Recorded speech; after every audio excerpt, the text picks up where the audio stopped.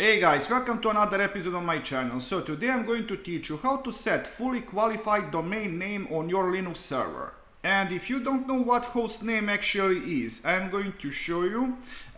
This is my local network. And as you can see in here, I have my ZimaBoard server with CasaOS. This CasaOS is host name of my ZimaBoard server. And I have my laptop with host name of 7720. So now, what fully qualified domain name actually is? Let me show you. In most of cases, you are going to see FQDN. This is short for fully qualified domain name. And one example is www.google.com. And actually, full version it's with a dot at the end. This dot actually is a root domain. And in all of cases, it's presumed that this dot is present, but we are actually never going to type it. Com that you see in here, it's actually top domain, like com for company, or org for organization, or gov for government, edu for educational organizations, and more. And in this fully qualified domain name, Google, it's actually company's domain. While www, it's host name of computer that is hosting web page. And now, in order to show you how this works on a real computer, I'm going to log into my ZimaBoard server with SSH, KST and my address. I'm going to provide my password.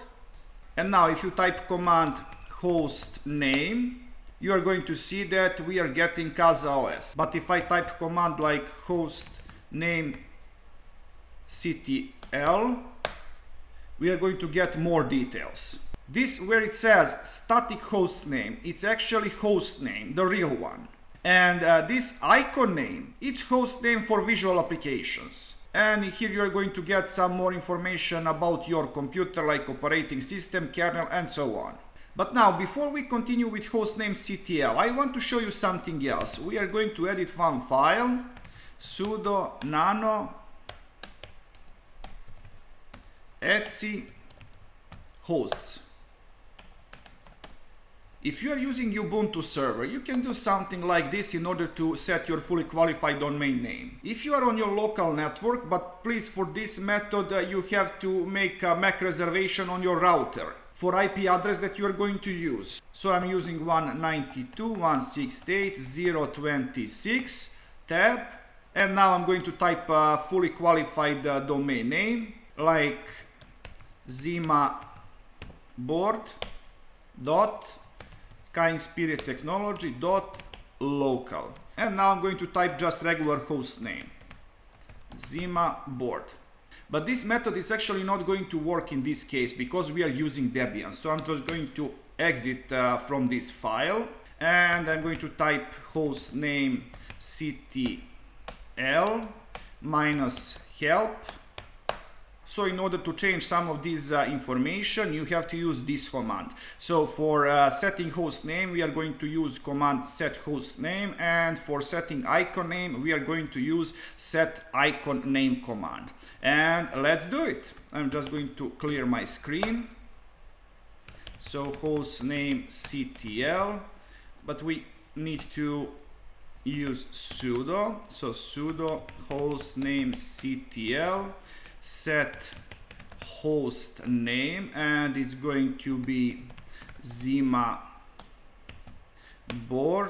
kindspirittechnology.local, and I want to do all of it in one line. So sudo host name ct set icon name, and once again ZimaBoard KST local, and I'm just going to press enter.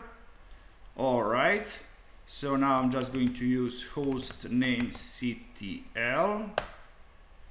You see we have changes in here, but if we type host name, we are also going to get this new name. But if you go to your routers and if you go to your home network, we are still identified as CasaOS. What we have to do in order to solve that, we just need to reboot this machine.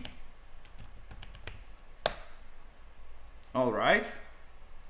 So now give it a minute.